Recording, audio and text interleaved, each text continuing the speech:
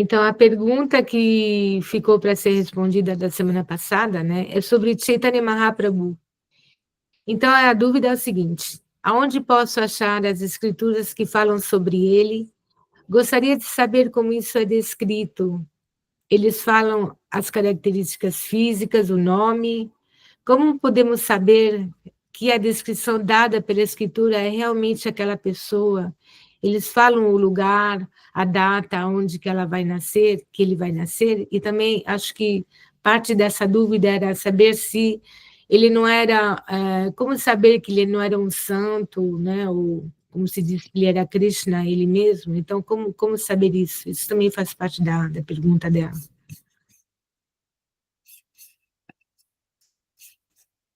Muito bem. Você pode fazer... tem outra pergunta, parece também, né? Não, a outra já foi respondida a semana passada, por enquanto é Tá, só essa. muito bem. Então, olha só. Interessante porque recentemente uma pessoa, eu acho que esse vídeo, eu já tinha pensado em produzir esse vídeo,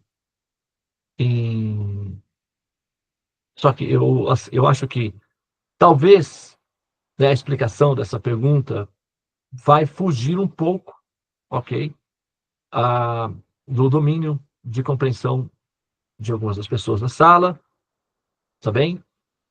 Mas, porque eu vou dar informações extras, porque aí eu já faço a refutação do tema, e ao mesmo tempo dou a resposta da pergunta aqui para a sala, tá? Muito bem. Lembrando que, né, a, a Lila de Chaitanya não é tão antiga assim, ok? Ela é recente. Ela aconteceu há mais ou menos 500 anos atrás. Então, nesse período, você já tem, né, você já tem a imprensa, né? Você já tem a produção de livros, ok?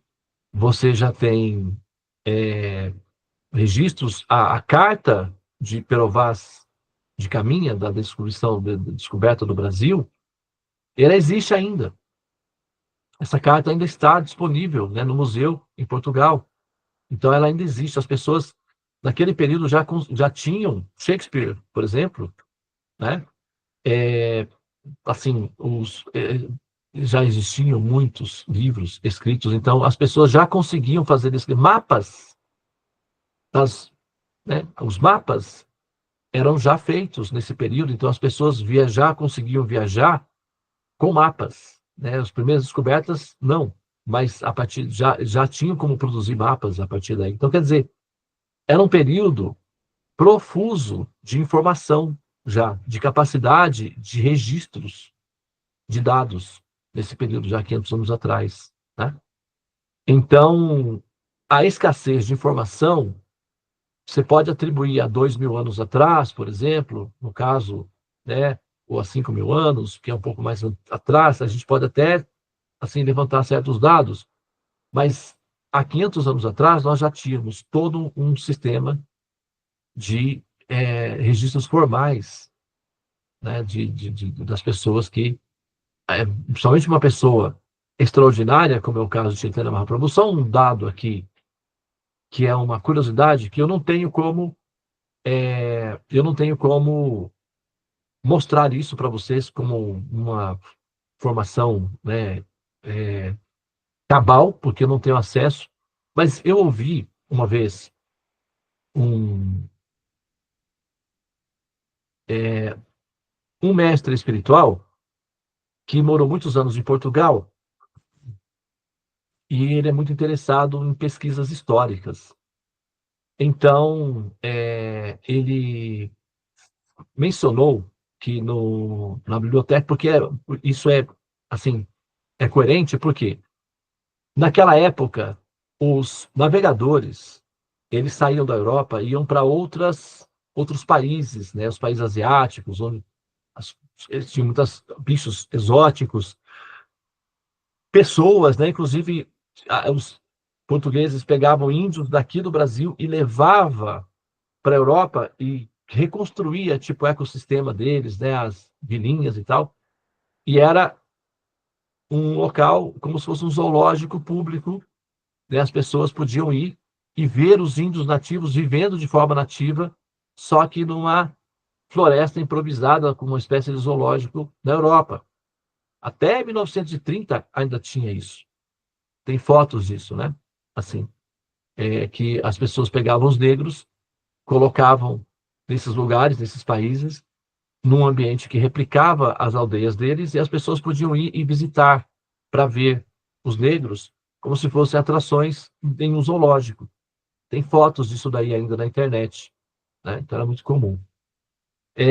Os navegadores faziam esse movimento e quando eles voltavam para os seus países de origem, né, a tripulação, os marujos, etc., eles eram convidados para a corte para contar histórias de como eram esses países, mostrar, né, as coisas que eles traziam. E as mulheres sempre foram. Se você conseguir uma foto dessa que eu estou mencionando, do Zoológicos Humanos, coloca aí, né, fotos de zoológicos humanos. Aí vamos ver algumas, só para a gente ver esse dado aí.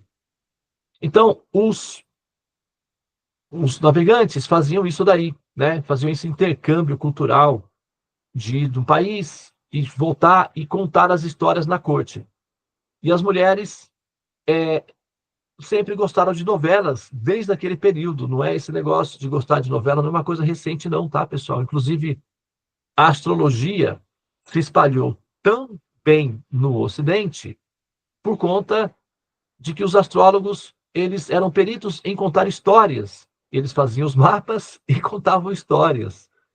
E isso é muito atrativo num ambiente onde você não tem muita coisa acontecendo, onde você não tem, sabe, televisão, não tem internet. Os homens, as pessoas que viajam são a internet viva, e as histórias deles.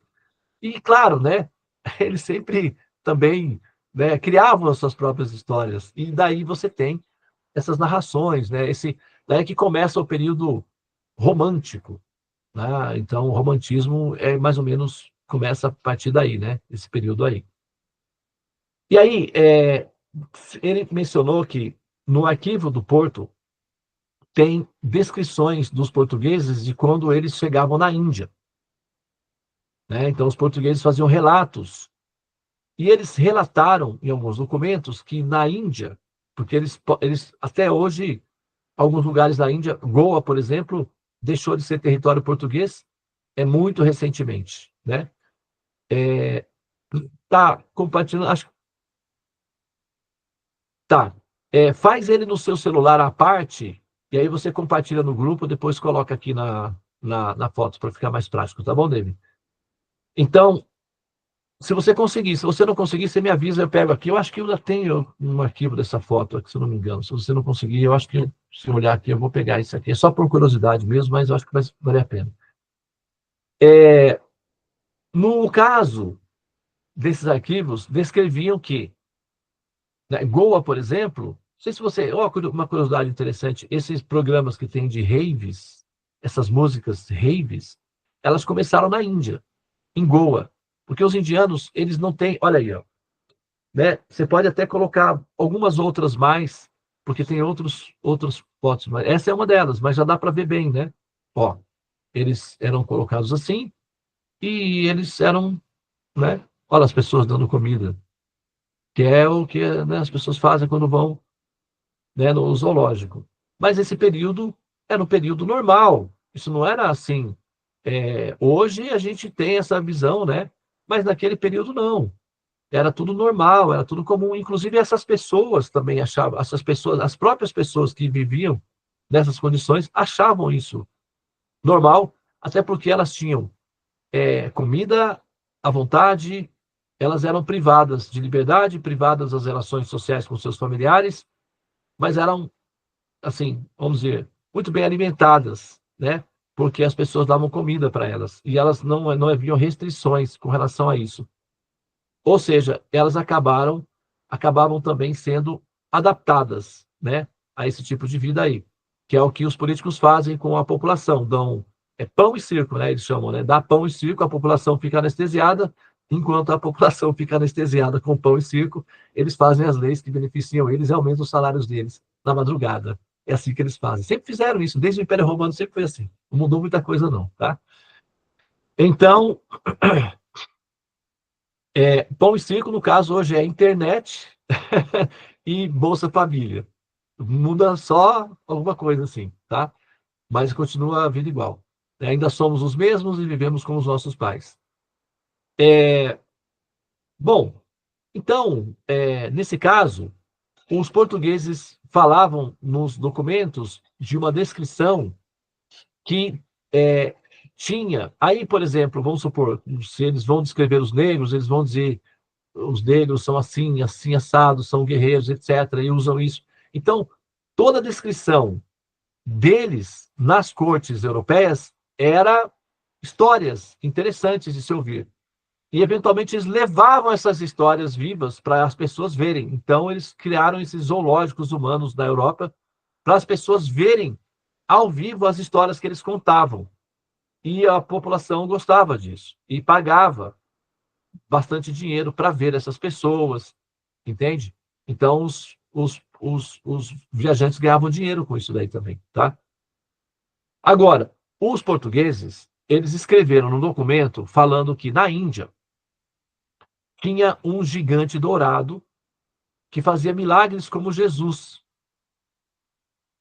Eles não chegaram a ver, porque eram as histórias que corriam dentro da Índia. Então, eles diziam que tinha um gigante dourado que fazia milagres como Jesus na Índia. Então, essa descrição, essa pequena descrição, é uma referência a Chaitanya Mahaprabhu. Isso seria documentos dos portugueses que foram para a Índia nesse período. Inclusive, o Brasil foi descoberto porque os portugueses queriam ir para a Índia, erraram a rota e chegaram aqui. Por isso que eles chamaram os nativos brasileiros de índios, porque eles acharam que tinham chegado na Índia. Atualmente, eles mudaram essa nomenclatura para nativo indígena, né? Como é que fala? É isso mesmo, você não pode falar mais índios. Você tem que falar nativo indígena, que mudou a nomenclatura. Porque eles estão renunciando essa termo índio, porque não, eles não são da Índia. Eles são nativos indígenas. As indígenas, não sei, que não muda muita coisa, não sei se muda muita coisa, né? Porque você remete, né? Indígenas, quer dizer, vindo da Índia, porque acaba ficando índio também, né? Não sei exatamente qual é a descrição, mas agora o termo é nativo, né? Nativos indígenas. Antes era chamado de índios, porque os portugueses achavam que tinham chegado na Índia. E eles descrevem esse gigante dourado. Então, lá dentro da Índia, enquanto Chaitanya Mahaprabhu estava vivendo as suas atividades, existiam escritores que registravam todas as atividades dele. Tudo o que ele fazia, o que ele falava, eram registrados. E havia muitos escultores, artistas que replicavam a forma dele, que desenhavam a forma dele, que pintavam a forma dele. E essas formas, elas não são formas inventadas, são formas replicadas por artistas daquele período. Michelangelo, por exemplo, conseguia esculpir, né, uma estátua em perfeição simétrica naquele período. Então, haviam artistas capazes de fazer essas descrições, tanto do ponto de vista literário, quanto do ponto de vista artístico.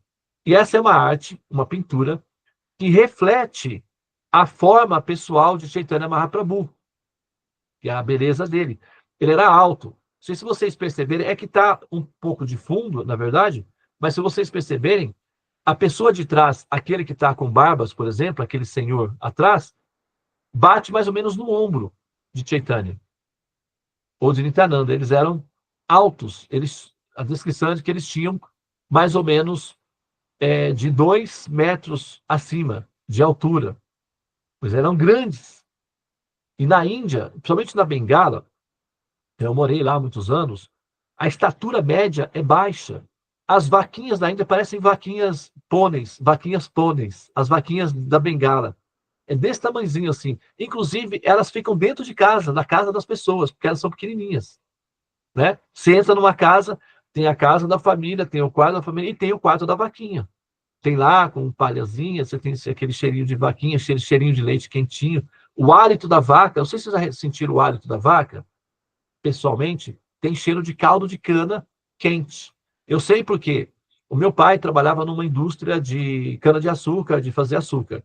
E eu ia levar o almoço para ele. E quando eu chegava na usina, tinha aquele cheiro de garapa, que era cozido, né? Então era quente. Então eu sempre sentia aquele cheiro de caldo de cana quente, cozido, em cozimento para fazer o açúcar. E quando eu vim morar em Nova Gokula, eu tive contato com as vacas, pessoal, então a gente acariciava as vacas, eventualmente ela baforava. E aí vinha aquele mesmo cheiro da usina, de quando eu levava almoço para o meu pai, um cheiro de caldo de cana cozido, ou seja, quente. Então é um hálito quente e agradável, é nutritivo. Por isso que na descrição do nascimento de Jesus, na natividade, por exemplo, né, no Natal, eram as vacas que mantiveram Jesus aquecido, porque o hálito da vaca é quentinho, é agradável e é nutritivo, é gostoso.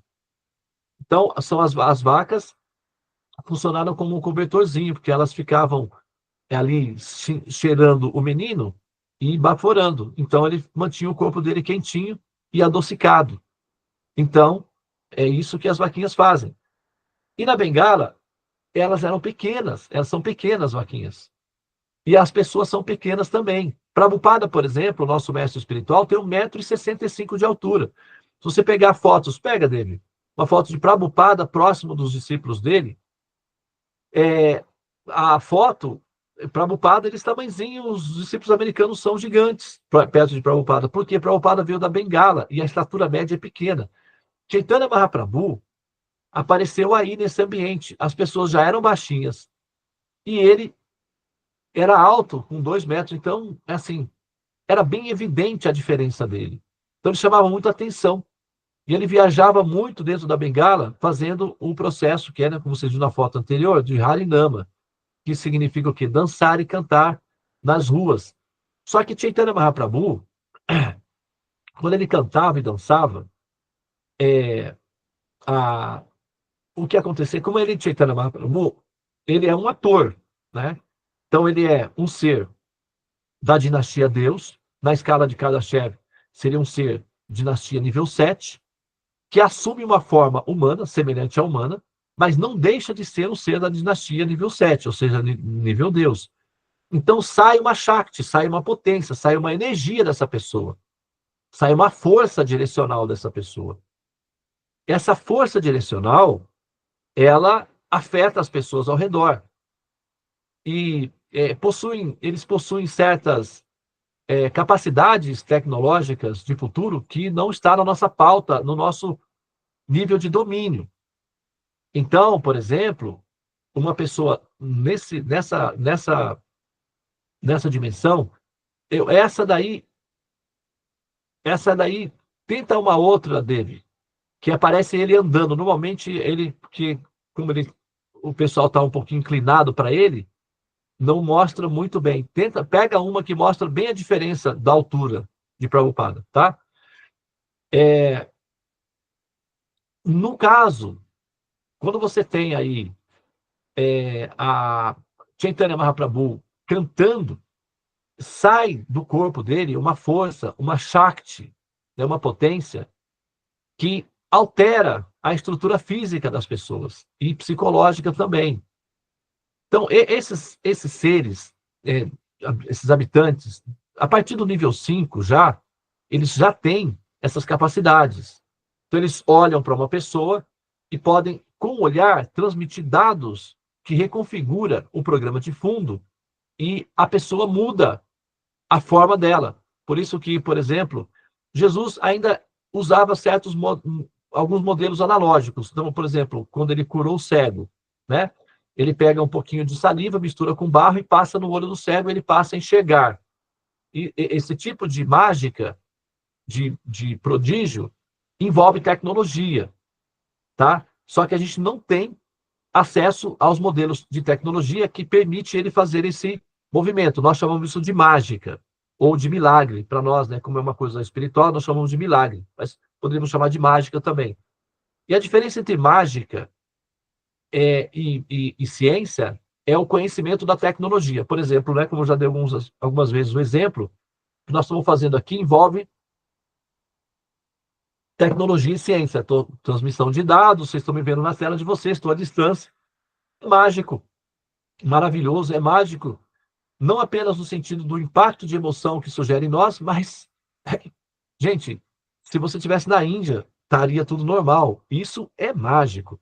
Agora, nós sabemos que é uma ciência, tem propagação de ondas na velocidade da luz, tem um satélite na estratosfera, aí tem as leis da gravitação de Newton que mantém o satélite em órbita da Terra e tal. Tudo isso é ciência. A gente entende tudo isso enquanto ciência. Porém, no que acontece é que, na verdade, se você coloca essa situação para uma pessoa que não entende a ciência, no passado, por exemplo, em 1500, isso daqui é mágico, bruxaria, coisa dos deuses, alguma coisa assim. Para nós é normal, porque nós dominamos a tecnologia. Para eles seria bruxaria ou coisa dos deuses. Então, essa é a diferença de ciência para magia, que é o conhecimento da tecnologia. Então, quando Jesus pega uma saliva e coloca no olho de uma pessoa cega e ele passa a enxergar, nós chamamos isso de milagre. Mas tem uma tecnologia envolvida, é que nós não temos acesso, domínio da tecnologia. No futuro, isso pode ser possível. Inclusive, no caso, como eu disse aqui, Jesus, ele vai usar um modelo analógico. Ele vai tocar na pessoa, né? Ou a pessoa toca nele, ou ele fala alguma coisa. Por exemplo, no caso do Lázaro, né? Que ele fala, Lázaro, sai, né, do repouso. Então ele vai falar, ele vai usar modelos analógicos para realizar os seus movimentos. Todavia, no caso de Chaitanya, dele saía Shakti e não era necessário que ele falasse ou que se dirigisse à pessoa. Bastava que a pessoa o visse, já era o suficiente para provocar efeitos milagrosos. Então, as pessoas vinham às multidões, pessoas doentes, problemas, né, físicos, até irreversíveis, e de repente, só de ver Chaitanya Mahaprabhu passando e dançando, elas já se curavam e se transformavam. Então, isso não era um evento comum e, logicamente, que não passava despercebido. Então, a fama de Chaitanya Mahaprabhu se espalhou por toda a Índia nesse período. E as pessoas, e como o Chaitanya Mahaprabhu ele era um pouco discreto, que ele tinha uma realização pessoal que exigia dele uma certa discrição para ele poder viver a emoção pessoal dele também. Então, ele meio que sumia um pouco do público, mas as pessoas ficavam procurando para saber onde ele estava, e elas viajavam longas distâncias para chegar até onde ele estava, porque elas tinham certeza, todas tinham certeza que chegando onde ele estava, o simples fato de olhar Chaitanya e de vê-lo dançando ou cantando era o suficiente para fazer as alterações que elas precisavam, em termos de saúde, problemas da vida, etc., tudo isso. Então, Chaitanya Mahaprabhu era milagreiro. Só que ele não usava modelos analógicos, ele só cantava e dançava, e isso era o suficiente para produzir todos os milagres ao redor dele. Tá? Então, aqui tem a foto de Prabhupada, né? Vocês olharem aí, ele era baixinho, tem um devotinho lá que mais atrás, que também tem dois que são mais ou menos baixinhos também, mas o normal, esse de óculos, que está carregando uma sacola preta, né, que é o rádio de Prabhupada, e colocando o microfone enquanto ele está falando, o tamanho dos americanos médios é esse daí, em relação a Prabhupada. Então, existem muitas outras fotos em que mostra-se uma quantidade de devotos próximos de Prabhupada baixinho, porque a estatura média do bengali é baixa, né? E Chaitanya Mahaprabhu era muito alto, e os milagres aconteciam. Então, quem era esse ser? As pessoas não queriam entender quem era esse ser. E elas não apenas queriam entender, mas elas descreviam ele fisicamente e desenhavam ele, faziam retratos dele, pintura, muitas e muitas e muitas. Né? Pode trazer, David, Chaitanya de volta, para a gente ver aqui como a forma dele, essa forma não é uma forma, então, é assim, imaginária, é uma forma que muitos pintores retrataram ele pessoalmente. Por quê? Inclusive, dá dinheiro esse negócio, né? Você sabe, tem uma pessoa santa, aí se você tem um pedacinho de roupa, ou qualquer coisa da pessoa, um santinho dela, e você revende isso, dá dinheiro. E os artistas precisavam ganhar um pãozinho de cada dia também, né? Afinal de contas, poxa, né? Então, eles desenhavam a forma de Chaitanya e revendiam essas formas. E as pessoas compravam. E eles ganhavam muito Lakshmi, money com isso. Então, era uma coisa que, assim, era favorável desenhar. Eles desenhavam momentos de Chaitanya, como esse, por exemplo, é a descrição de um pintor que viu a cena e replicou a cena, e ele revendia esses quadros. E quem comprava esses quadros? Famílias hindus ricas, que pagavam fortunas por isso. Porque só de ter um quadro de Chaitanya Mahaprabhu em casa já produzia milagres nas pessoas.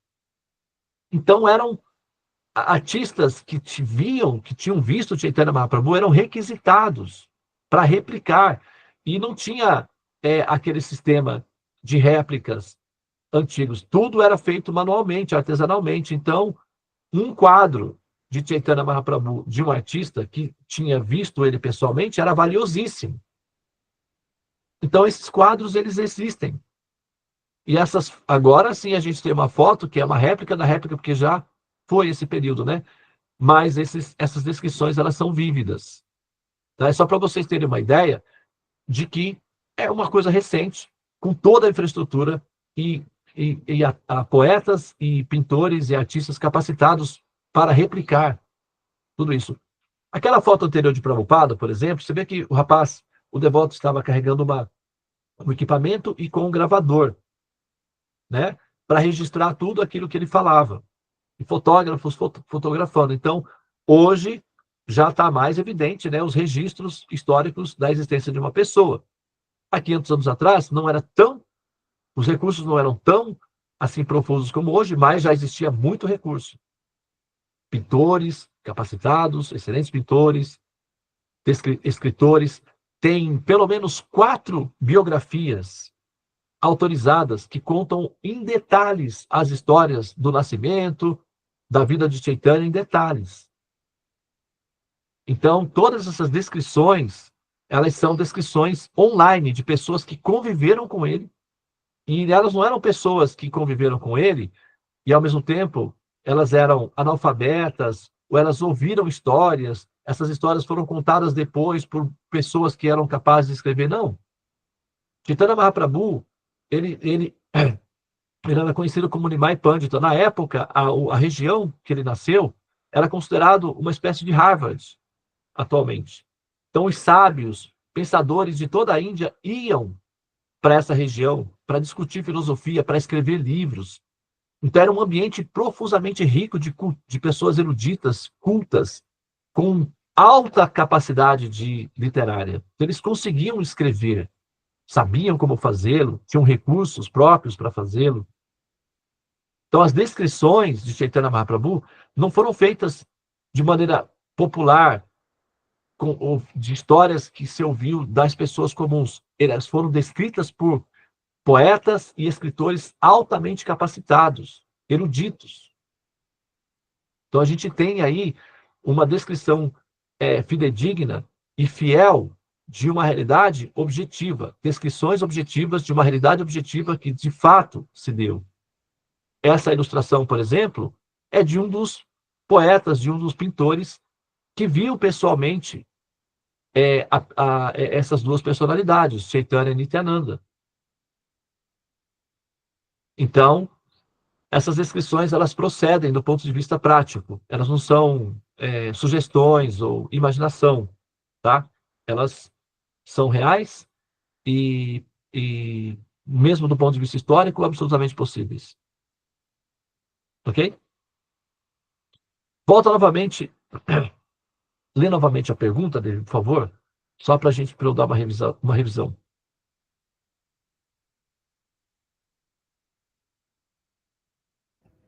Ela queria saber, um segundo, também, então, o que... Ai, deixa eu ver. Como podemos saber se a descrição dada pela escritura é realmente aquela pessoa? E também era a dúvida sobre se fala, muitos dizem que era um santo, como Jesus, ou sei lá, e os devotos dizem que ele era manifestação de Krishna. Então, como saber? Tem alguma... Muito bem. Então, olha só. Deixa eu ver quanto tempo nós temos ainda para não me estender tanto.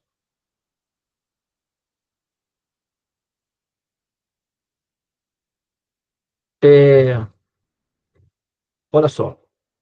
A Chaitanya Mahaprabhu,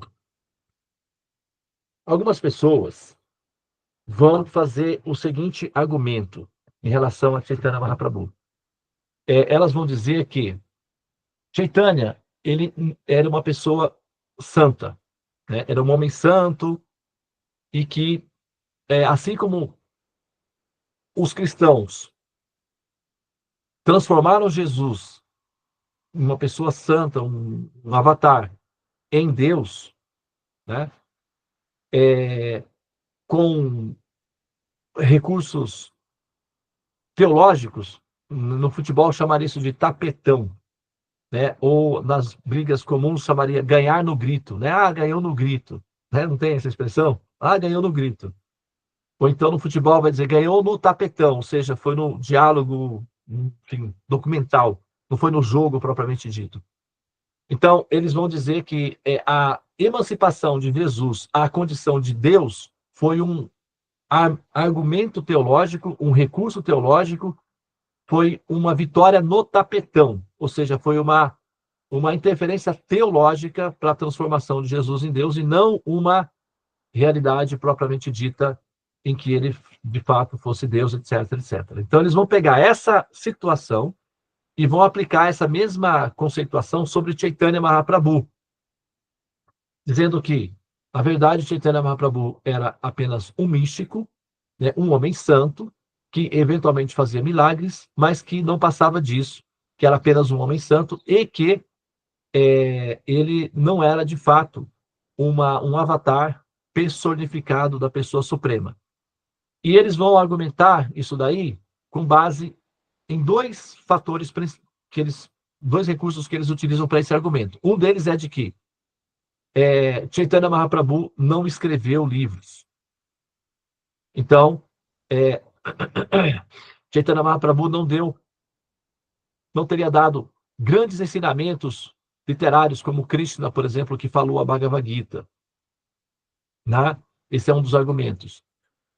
O outro argumento é de que a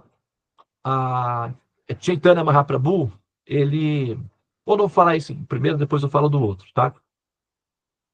De que ele, então, ele não teria escrito nada, tá? Ele não escreveu pessoalmente nada, né? E, portanto, nisso o desqualificaria, né? Como sendo, sabe, uma pessoa que, enfim, não poderia ser argumentado que ele seria um avatar por conta da falta de atividades literárias pessoais dele, ok? Esse seria um argumento. O outro é que não haveria nas escrituras uma previsão do aparecimento de Chaitanya Mahaprabhu. Por quê? Porque normalmente, por exemplo, Buda ou Siddhartha Gautama foi previsto de aparecer 3.000 anos antes de ele aparecer, ele foi previsto que ele apareceria, está tudo nas escrituras. Então tem uma tabelinha, chama-se Dashavataar, que mostra as expansões da pessoa suprema paralelas nesse universo. E que a próxima, depois de Krishna, seria um avatar conhecido como Kalki. E não haveria nenhuma descrição de que entre Krishna e esse avatar chamado Kalki haveria uma nova manifestação dessa pessoa suprema. Então, o argumento de que, porque não há na escritura uma informação acerca desse avatar dourado, automaticamente você não consegue colocar ele dentro da tabela de avatares ou de expansões de Deus, porque não está previsto na escritura. tá? E esse é um argumento. O outro seria de que por falta de atividade literária pessoal dele. Mas vamos lá. Primeiro que, sendo a pessoa suprema, o fato de haver uma tabelinha, um protocolo, uma cartilha, essa cartilha não obriga necessariamente a pessoa suprema a seguir essa cartilha. É muito simples, tá? É muito simples. Você tem, por exemplo, muitos protocolos de trânsito, tá? Que você não pode entrar numa rua, você não pode entrar nessa rua, porque isso é infração, etc. Mas se você tem, por exemplo, vamos supor, não uma personalidade importante, um chefe de Estado, alguma coisa assim, essa cartilha pode ser mudada. As leis do trânsito podem ser mudadas e adaptadas para o trajeto que essa grande personalidade vai fazer. Isso é muito comum e prático nos nossos dias a dia, nossa vida. Então, o fato de haver uma cartilha, um roteirinho para os avatares, não significa que, havendo um aparecimento de um avatar extra ou repentino, essa cartilha não possa ser adaptada ou refeita de acordo com essa personalidade que está presente no momento. E como é que essa personalidade poderia acontecer, mesmo não estando na cartilha ou na previsão da cartilha? É muito simples.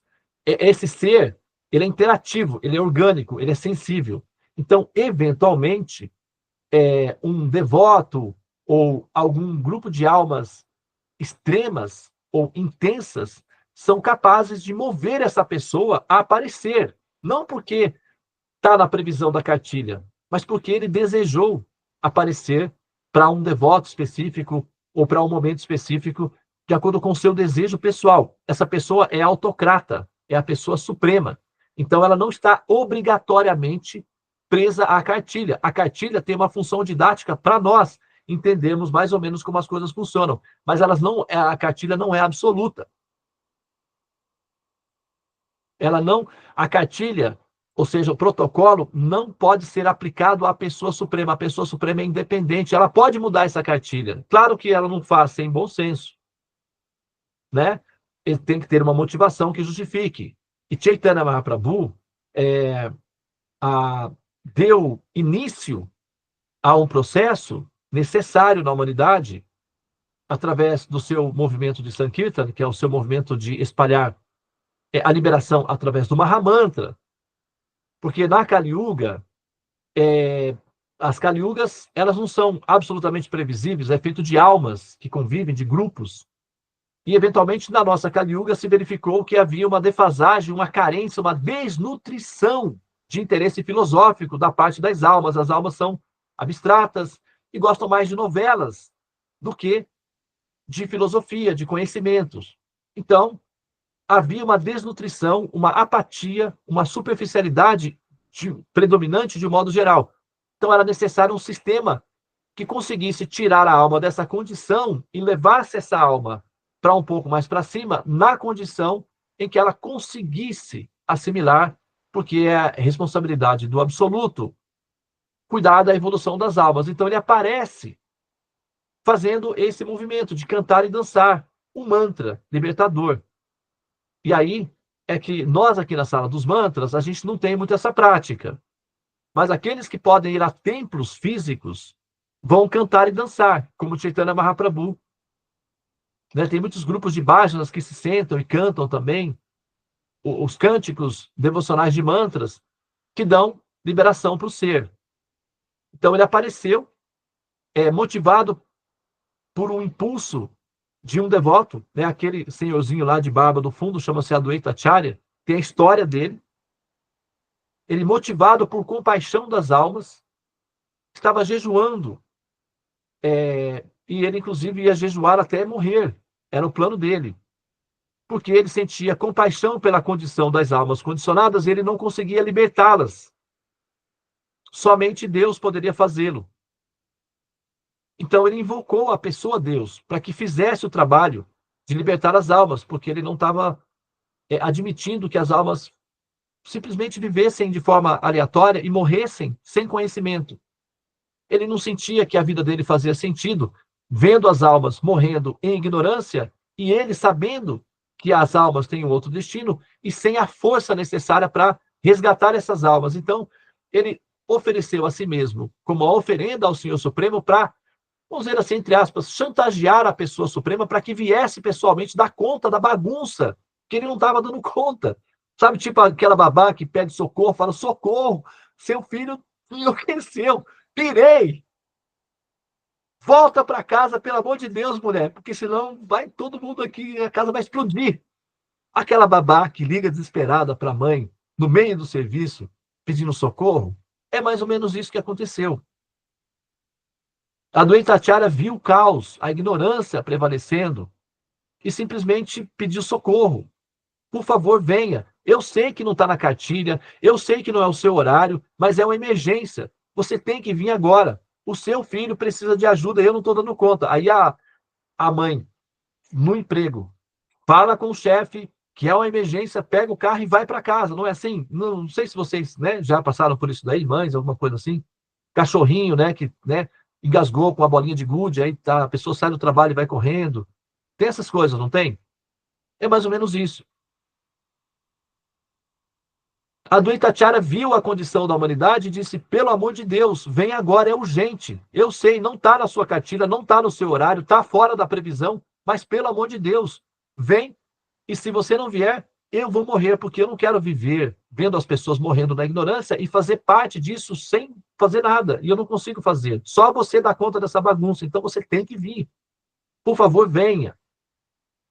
E de tanto ele insistir, chorar, implorar e jejuar e suplicar para que Vishnu viesse, ele então decidiu vir. Tá bom, você me convenceu. Parece que o problema parece que é grave mesmo, né? Pois é muito grave. Então tá bom, eu irei. Vamos ver o que a gente consegue fazer. Mas eu vou precisar de ajuda. Se a coisa é tão séria assim, eu não vou fazer sozinho o trabalho, não. Então, ele veio com seus associados. São 5 associados pessoais. Então, o fato de não estar na cartilha não necessariamente indica que ele não possa vir. É uma pretensão teológica impor sobre Deus uma regra que é válida apenas para humanos. Você chama de uma espécie de tirania teológica. Você obriga Deus a se encaixar naquilo que você pode compreender, porque se sair daquilo que você compreende, pronto, já não dá mais para aceitar.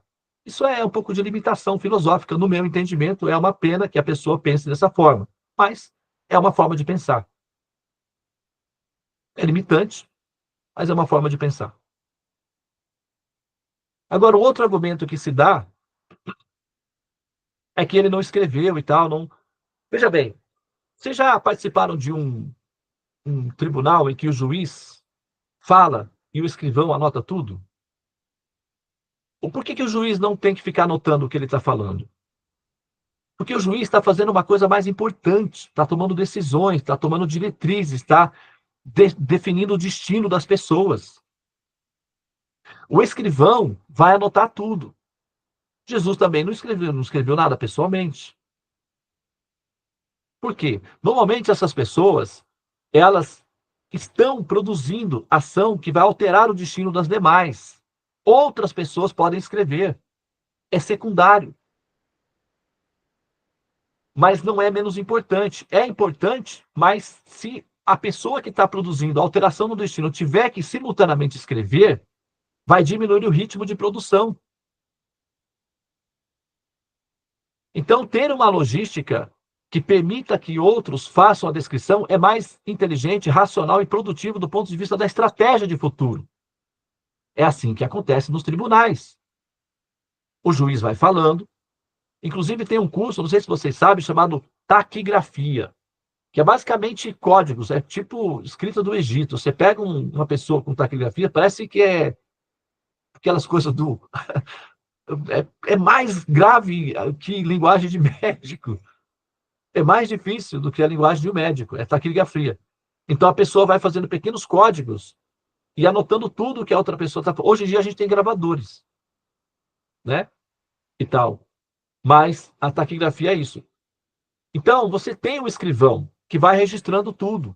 Chaitanya Mahaprabhu, ele falava e realizava as ações, e os seus associados pessoais iam registrando tudo o que ele falava, ou o que ele fazia. Então, não havia necessidade prática de ele escrever. O fato de ele não ter sentado numa escrivaninha e ter escrito coisas pessoais, não quer dizer que ele não seja uma personalidade transcendente só por conta disso. Quer dizer que, então, a definição de um ser transcendente é um ser que senta e escreve? Como assim? Por que isso? Da onde que surgiu essa regra? Então, é uma outra tentativa infundada de diminuir a personalidade ou a grandiosidade dessa pessoa só por questões estruturais da limitação intelectual do ser humano. Não procede. É muito simples. Ele vai produzindo a alteração, criando as lilas, e os demais, que são seus associados, vão registrando. E os livros ficaram disponíveis. Nimai, o Chaitanya Mahaprabhu, na sua fase inicial, era conhecido como Nimai Pandit, que significa, Pandit significa erudição, erudito, cheio de conhecimentos complexos. Tá? Eu não vou explicar aqui a história em que ele escreveu um livro. Ele chegou a escrever um livro, quando ele tinha 16 anos de idade. Só que devido a um evento, esse livro, ele foi guardado. Esse livro existe, ele está guardado. Mas depois desse evento, que eu não vou contar aqui para estender muito, ele decidiu não escrever mais nada. Na verdade, posteriormente, ele apenas escreveu 8 versos, que são oito, nós fizemos um estudo desses 8 versos, inclusive, que são 8 chaves. Ele apenas deixou as chaves, são as sementes. Mas o cultivo do campo ficou na responsabilidade dos seus aprendizes. Rupa Goswami, Sanatana Goswami, Jiva Goswami, Swarupa Damodara Goswami, centenas de discípulos dele que fizeram registros de tudo o que ele falou, Sarvabhauma Bhattacharya, que Bhattacharya significa reitor de uma universidade, por exemplo. Ele tinha um discípulo que era reitor de uma universidade, chamava Sarvabhauma Bhattacharya, é o equivalente de um reitor de universidade.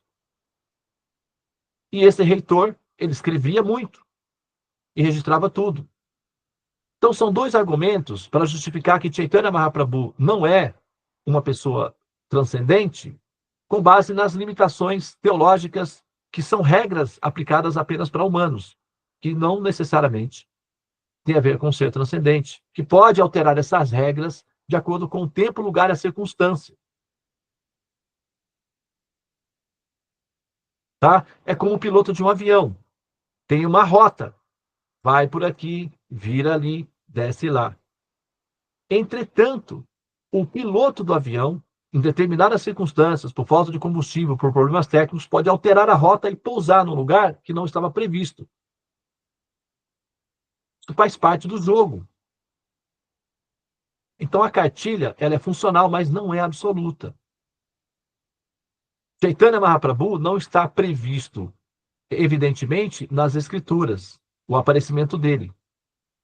Entretanto, aqueles que são eruditos e especialistas em perceber a pessoa suprema, sabem, com base nos atos, nas ações, nas falas e nas alterações realizadas por essa pessoa, que se trata de uma autoridade com autoridade para fazer alterações radicais no sistema de organização da humanidade. Só a pessoa suprema tem essa autoridade.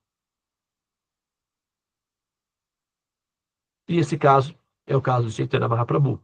Afora, se for considerar uma pessoa como Deus por conta de milagres, os milagres realizados por Chaitanya Mahaprabhu, que foram registrados, mas que não são tão conhecidos na humanidade, superam em número e complexidade ao dos milagres realizados pelo próprio Jesus.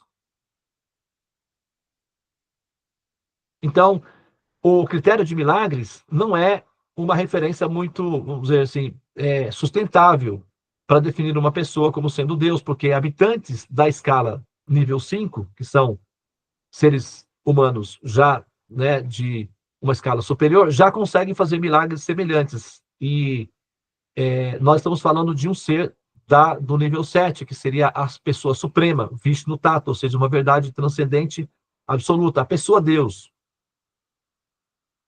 Tá? Então, milagres não são atribuídos apenas à pessoa Deus. Uma pessoa, né, um semideus, vamos dizer assim, já seria capaz de fazer isso, devido à complexidade de tecnologia à disposição. Então, só o ato de fazer milagres não define a pessoa como Deus. Ainda não. Tem outras referências que justificam que essa pessoa pode ser aceita como da categoria Deus. E Chaitanya Mahaprabhu preenche profusamente todos esses critérios. Então, nós admitimos que ele é uma manifestação pessoal da pessoa suprema e temos como advogar essa informação, sustentar essa posição com uma certa tranquilidade filosófica, e os argumentos que são dados contra esse posicionamento são eles argumentos refutáveis e normalmente superficiais, baseados numa vaidade religiosa ou institucional ou vaidade pessoal de pessoas que não conseguem alcançar o nível da existência dele e, portanto, o rejeitam. Tem um pensador grego chamado Esopo, que reuniu uma série de histórias chamado Fábulas de Esopo. Foi reeditado esse livro na Idade Média. Na Idade Média? Não, por um historiador europeu. Mas são as histórias de Esopo. Então, aí eu vou falar isso daí especificamente, né, como uma refutação, para concluir a minha fala, né, de um dos vídeos. Inclusive, esse vídeo pode ser disponibilizado, né, Devi, para os Vaishnavas, como sendo, né, a nossa refutação para o argumento que foi colocado contra a qualificação de Chaitanya Mahaprabhu. Tem chama-se Esopo, né? Ele reuniu uma série de histórias, né, da Grécia, e uma delas contava a história de um lobo que chegou numa parreira de uvas e tinha um cacho de uvas muito doce, perfumado e maduro, só que ele estava um pouco alto. Então o lobo pulava e tentava alcançar as uvas. Ele tentou várias vezes. Quando ele não alcançou, ele olhou para elas e disse: bom, estavam verdes mesmo, não valiam tanto a pena assim. E aí foi embora. Então, tem certas pessoas que, devido à sua incapacidade mística e de tecnologia de informação de alcançar a dimensão de Chaitanya, vão considerá-lo um santo comum, uma pessoa comum, um avatar comum. Mas esse é um problema técnico da capacidade limitante da pessoa em si, não da dimensão. Transferir a limitação pessoal para o ser transcendente é uma apropriação indevida, que é um salto indevido, é uma pretensão indevida.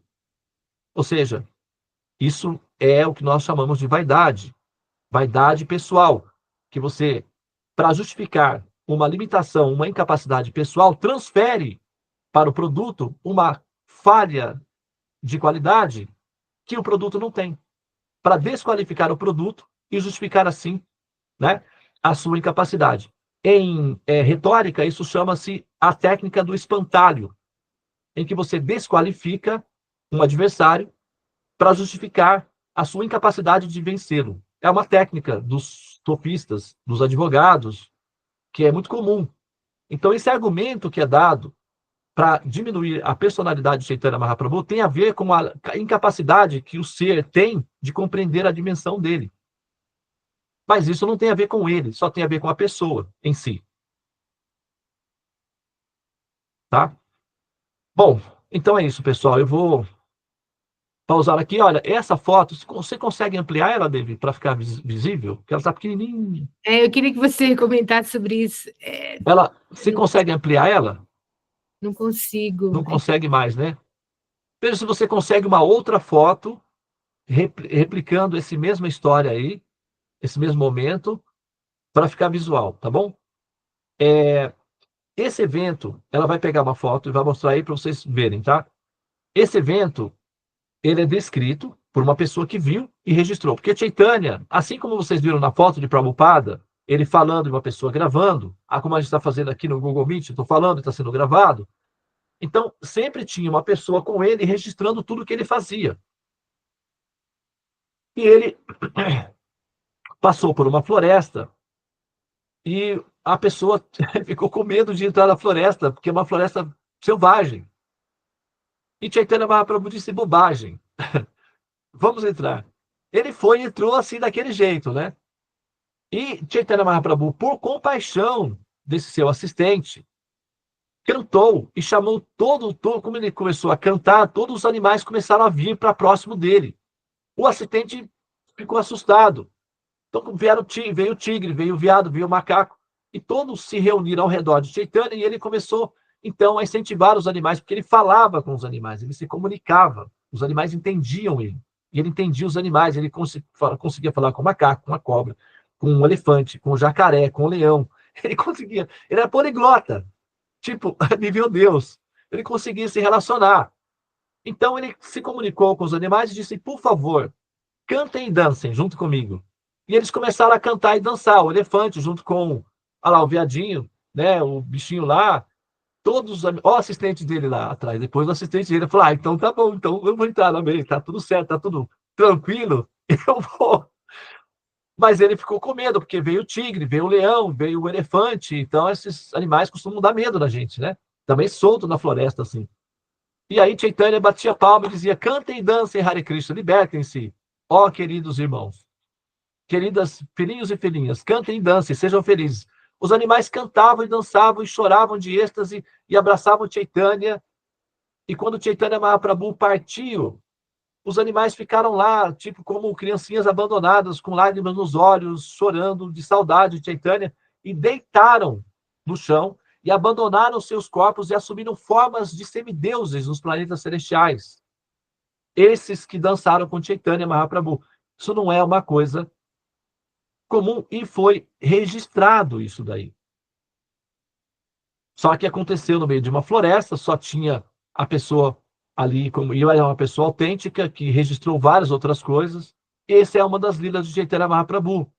Não é uma pessoa comum. É um grande santo. Vocês já viram santos fazerem isso? Tem algumas descrições, né? Muito antigas. De que, por exemplo, um santo chamado Daniel foi jogado numa cova de leões e os leões vieram como gatinhos mansinhos. Também pode acontecer. Mas nesse caso aí, Chaitanya Mahaprabhu falava com os animais e liberou eles, as almas desses animais. Ah, então é só uma das lilas de Chaitanya. Então são várias lilas. Ah, mas Devananda, eu não consigo acreditar nisso daí. Bom, o que acontece? O cantar dos santos nomes, o cantar do Mahamantra vai purificando a inteligência e vai flexibilizando o ceticismo. A primeira etapa não precisa acreditar. Você coloca como uma probabilidade. Pode ser que tenha acontecido. Já é o suficiente. Não precisa acreditar. Ninguém acredita em necessário. Eu não acreditei nessa história da primeira vez que eu ouvi. Óbvio que não. Então, mas a técnica de um cientista, de um observador, de um pesquisador é sempre essa. Você sempre coloca como uma probabilidade de que possa ter acontecido. Depois você vai pesquisar se essa probabilidade corresponde, procede, ou é uma probabilidade baseada no grito da torcida, né, na vontade que fosse assim, ou se ela, de fato, né, assim, pode ser considerada aceitável do ponto de vista racional. E uma vez que está resolvido na cabeça a questão da probabilidade, a emoção surge na sequência. Chama-se, né, Jnana ou Vijnana, realização. Tá bem? E passa a ser natural. Não porque você já está com o cérebro lavado, ou sequelado, ou lesado de tanto acreditar na fé, mas é porque você tem razões científicas, filosóficas, bem fundamentadas que justifiquem essa emoção. Então é fundamentado, é seguro. Pessoas racionais ficam tranquilas num campo assim. Pessoas racionais têm dificuldades com fé, tá? Eu, por exemplo, tenho muita dificuldade com a fé, pela fé em si. A fé é uma semente que tem que ser cultivada.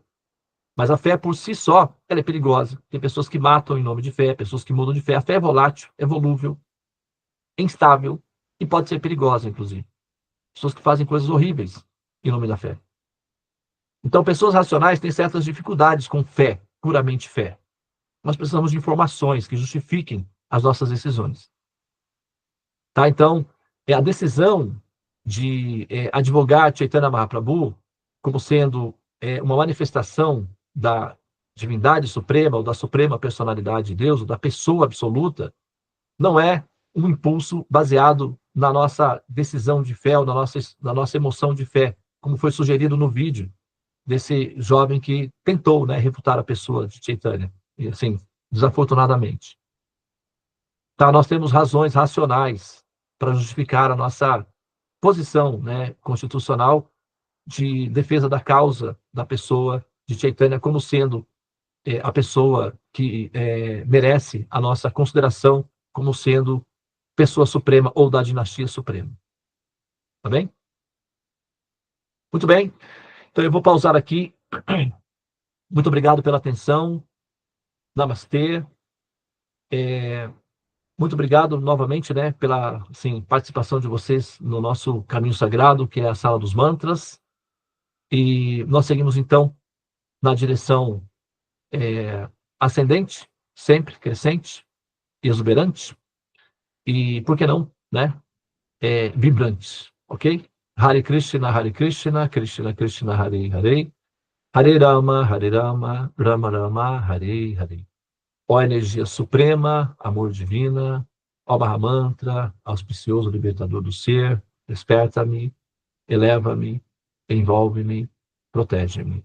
Hare Om Shanti, Namastê, Om Tat Sat, Hare Krishna.